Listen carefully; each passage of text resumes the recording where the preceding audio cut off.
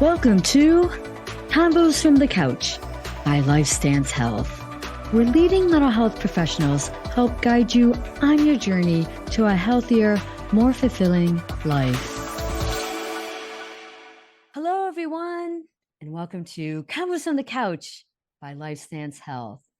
I'm Nicolette Leanza, and in honor of LGBTQ Pride Month, I'll be talking with my fellow clinicians, Melanie and Denise Goff, about the portrayals of LGBTQ individuals in the media. So welcome, Denise. Welcome, Melanie. Great to have you on. Thank you. Glad to be here. So let me share this. According to the GLAAD's Where Are We on TV's 2023 report, the number of queer inclusive films has grown by 50% in the past decade, and the number of LGBTQ characters on TV, cable, and streaming services has also increased by 20% in the last decade. And we know we've seen a steady increase of queer characters being portrayed more positively over the years, but we know there's still more work to be done. So I really look forward to our conversation today as we talk about our views of the positive and negative portrayals of queer representation in the media. So great to have you both on. Let's start with Denise. Tell us a little bit about yourself.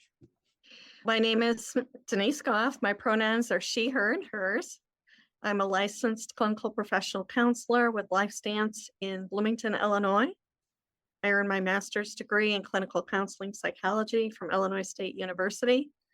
I've worked in community mental health centers and inpatient and outpatient addiction recovery settings for many years. And I specialize in counseling clients within the LGBTQ community. I also serve on the Illinois DEI LifeStance Health co-chair. I'm the co-chair of the committee this year. Right. And in the past, I was a chairperson of what was known at the time as Gay People's Alliance, which is now Pride at Illinois State University in Normal, Illinois. And I also volunteered with the McLean County AIDS Task Force for 15 years. Wow. And served on their board of directors. And I'm also married to a woman whom I've known for 33 years. Nice. Great. Oh my gosh. Yeah. Thank you, Denise. Thank you.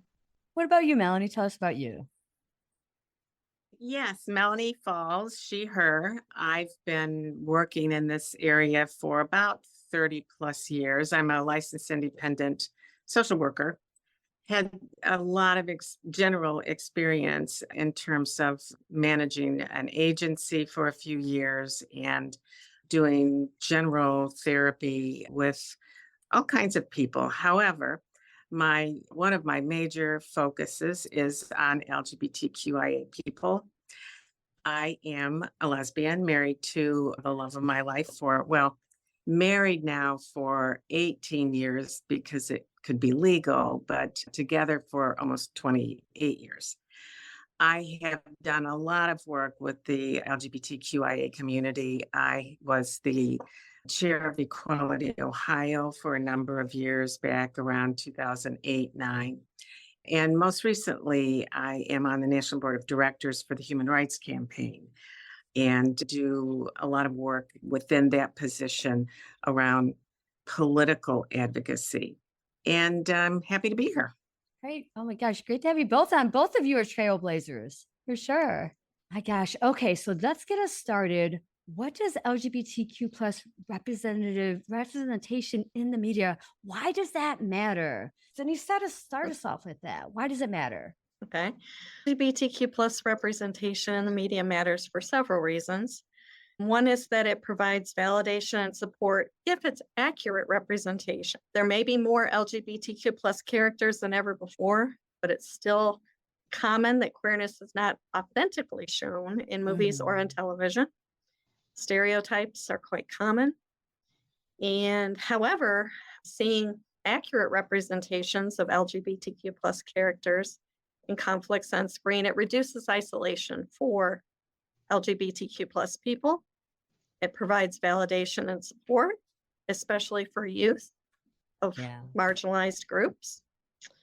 And it can also be a way for communities and families to better understand the experiences of LGBTQ people in their own lives. In addition, It can have positive effects on mental health with Mm. accurate representation. Prejudice against the LGBTQ plus community can have terrible effects, especially on queer youth.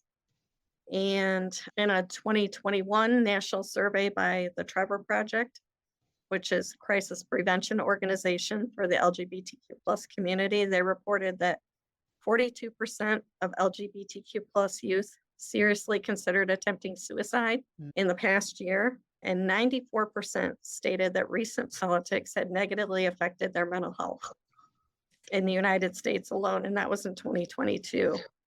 Yeah. Yeah, you're spot on with that. Melanie, anything you'd like to add to that or your views on representation? Yes, like Denise, it is so important to LGBTQIA people to see themselves accurately represented in all of the media. And I'm including television, movies, print media, radio. I can remember I think it was somewhere around 1997 or 8 when Ellen came out. Mhm. What a big event that was. Right. And I can remember thinking then, wow, what will be the ripple effects of this? And of course, the short-term ripple effects, as many people know, was that Ellen did not get work for many years. Right. However, I think the long-term effects were positive. In fact, shortly after that, Will and Grace came out.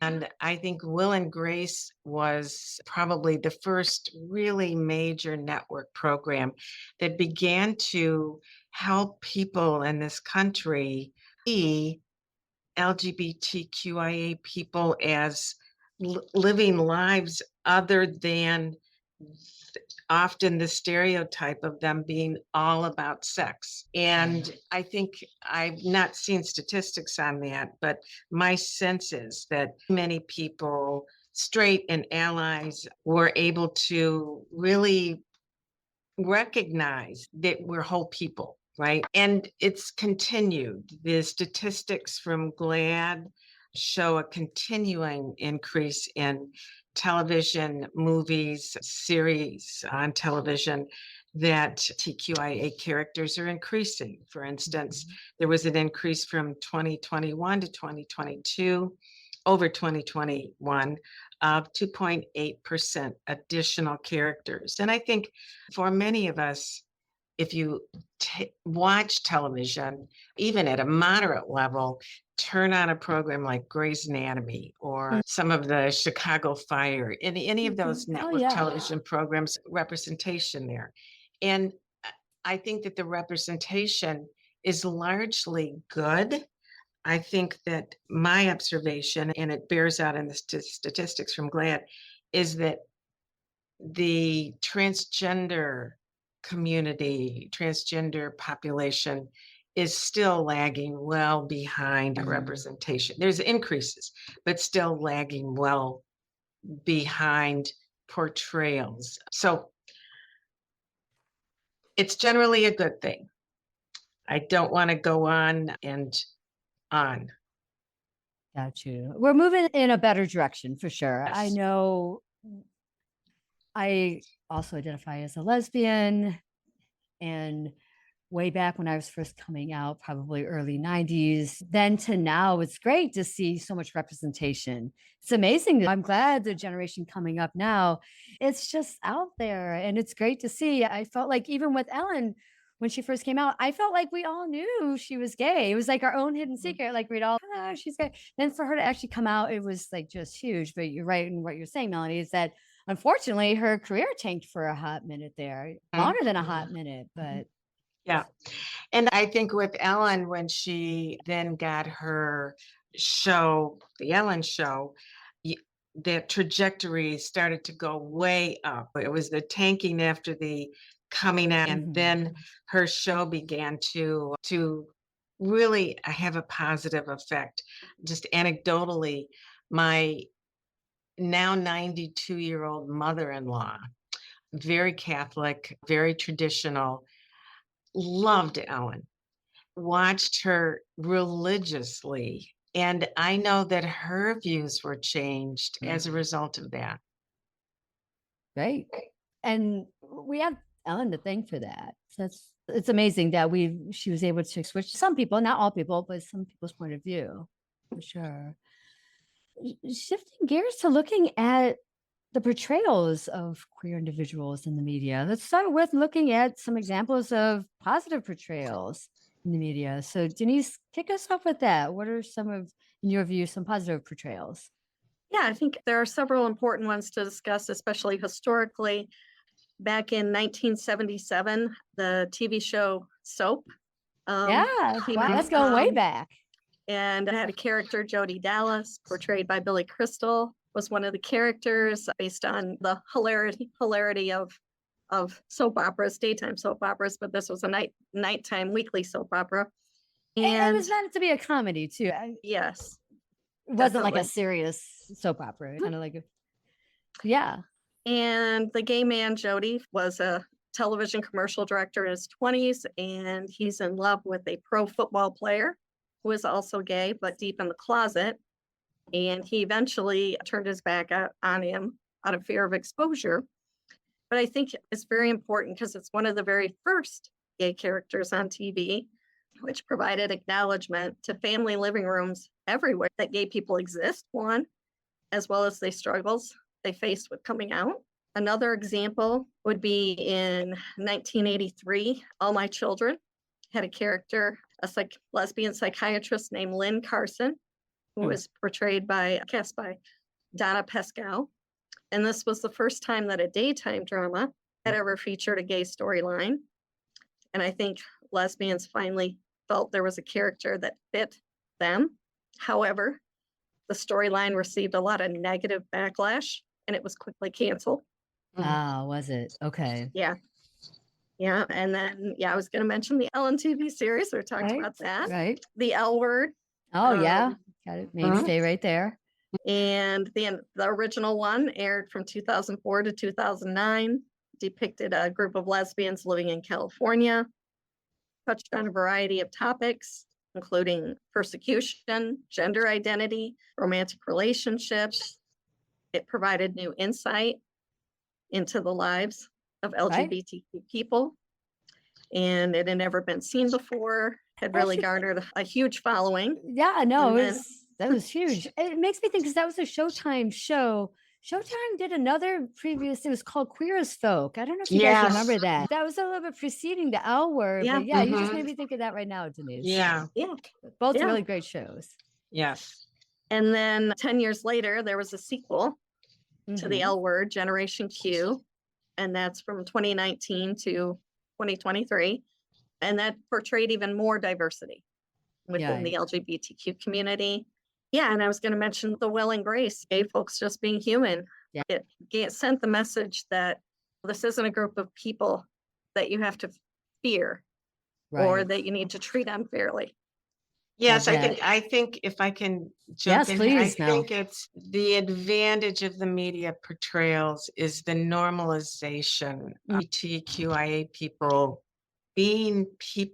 being integrated into the fabric of the world, of the country, of your neighborhood. And I think it probably caused people to look around, both gay people, to be more prone to taking that step of coming out, as well as straight people looking around to see maybe there were gay people, and by gay I'm using using it to represent the whole acronym.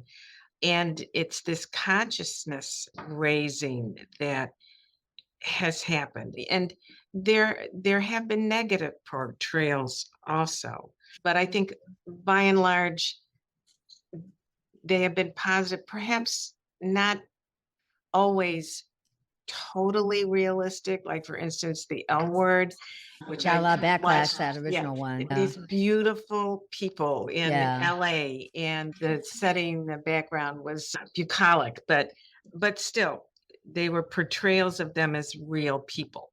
That's the key.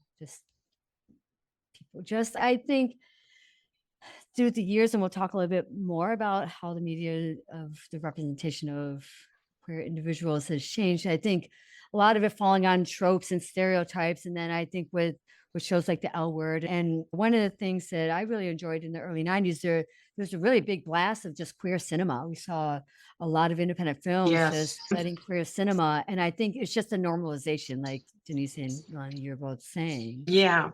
Yeah, they recently had the Cleveland International Film Festival, and I want to say about 15% of the films had some variation of theme around LGBTQIA people. And I'm sure that's the same with the various film festivals that are going on, these new and unique movies that are coming out. Melanie, any other specific shows or movies that you want to say that portray positive views? I think I mentioned some of the network programs, the more recent ones. For instance, who's not a Grey's Anatomy fan? And Grey's Anatomy portrayed lesbian characters probably in their first or second year of being a network. It might have been their first. And Shonda Rhimes has done a terrific job of portraying characters throughout her productions. A more recent one is called Queen Charlotte, which is part of the Bridgerton. Right. I don't know what they call it, but the topic, the Bridgerton kind of format. And she has written in gay characters there. And this is in Victorian England. It's good to see. And when you look at it from a perspective, I think young people under 30 may not be able to really appreciate what it was like in 1990, for instance, and the absence of these portrayals. So it's nice to watch if you're a little older and have been sitting in the viewing chair for a period of time. I will say, and I don't want to take too much of a right turn here, but if you look at the political influence of the media and pay attention to that, I think that's something that we need to be really aware of. For instance, look at the difference between watching Fox News or the Fox channel in general, as opposed to a network channel like ABC, NBC, CBS. Print media. Print media has a pretty broad chasm between the Washington Post or the New York Times and New York Magazine and the Wall Street Journal. And unfortunately, we see stories either picked up or not picked up based on the particular perspective of that print media. Radio, there are some very unfortunate portrayals of LGBTQIA people on certain radio programs. And if someone is consuming those particular radio, newsprint, even television, that effect is going to be the reverse, what the effect is of the characters in the shows and the progression we've been talking about. So I think that's important to pay attention to. Yeah, that it is, because it definitely influences portrayals for sure. Yes. Let me just a few more positive portrayals, and then we're going to go to some of the negative ones. But looking at trans characters, so Orange is the New Black, that's where Laverne Cox played Sophia Brissett. That was huge, prominent trans character there. And then I believe it's on Netflix. There's a documentary called Disclosure, which covers like the history of trans characters as well. The show Euphoria. There was just an openly trans character, Jules Vaughn, played by Hunter Schafer, really complex, developed character. And she's not just defined by her trans identity, but the whole thing doesn't just focus around her being trans. So I know I really appreciate that. And one other kind of shout out to the show, it's called Billions. And it's one of the few shows that we actually see a non-binary character. The character's named Taylor, and that's played by Asia Kate Dillon. And that's another portrayal that's just not all focusing just on that the character's non-binary. So I think that's really important that we're looking at trans and non-binary as well.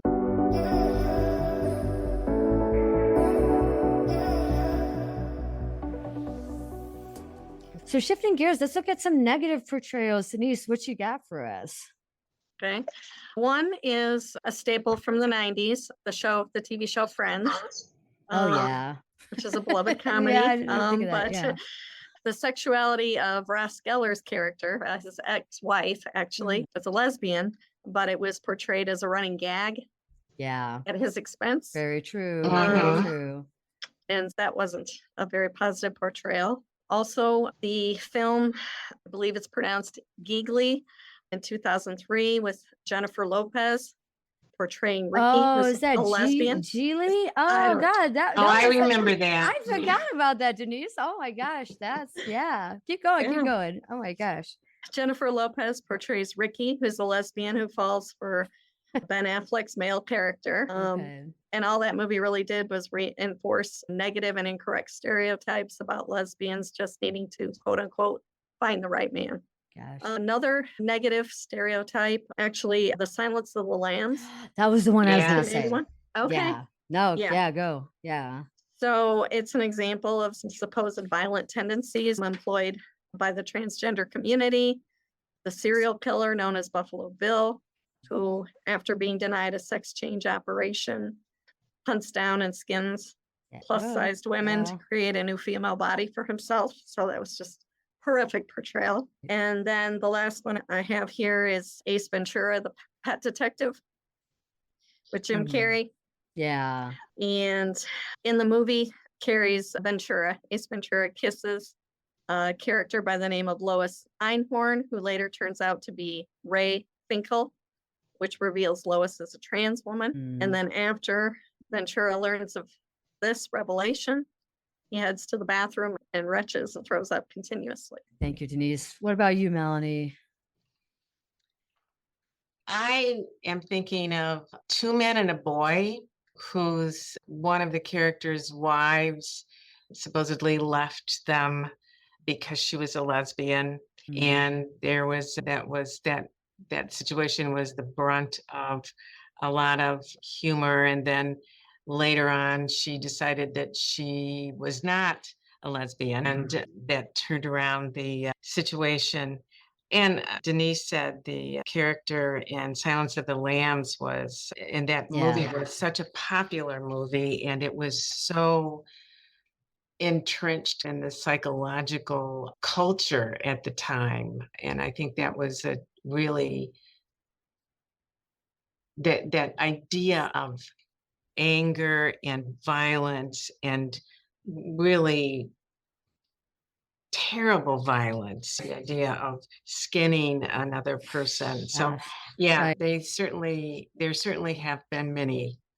I'm gonna add the crying game. Do you remember the crying game way Oh, back? yeah. That was like, don't want to do spoiler alert, but I think we find at the very end of the movie, it was just so controversial that one of the main characters is trans, and it was just like seen as so, oh my gosh. Yeah. Yeah. Gosh. There was a book, and we haven't mentioned books, and I No. think that media, our intent is to look more at programs, visual Mhm. media, but there was a book in the early 90s called Whose Child Cries? And it was about the terrible repercussions of children who had gay parents, lesbian or gay parents. Oof. And I remember reading it at the time. I have 4 children, and reading it at the time, thinking, are their lives going to be this? Are they going to turn out their lives this negatively? So those negative effects are definitely there. Oh my gosh, I agree. So, how do you both feel the portrayals of LGBTQ individuals in the media has changed over time? One example, if I can Yeah, answer Denise, that, go ahead. is again the daytime soap opera All My Children. which made a huge turnaround in 2000 by showing the first same-sex marriage in daytime history. And Eden Riegel, who played Erica Kane's daughter, Bianca, who is a lesbian. And the writers actually worked with GLAAD, the Gay and Lesbian Ah, Alliance Against yeah. Defamation, Okay. to create the storyline and provide some accurate representation. And this time, fans of the soap opera embraced the lesbian couple and their subsequent wedding. And then Do you we remember mentioned what year that was, Denise? in 2000. Okay. Okay. And then we had mentioned Ellen coming Right. back and being a success.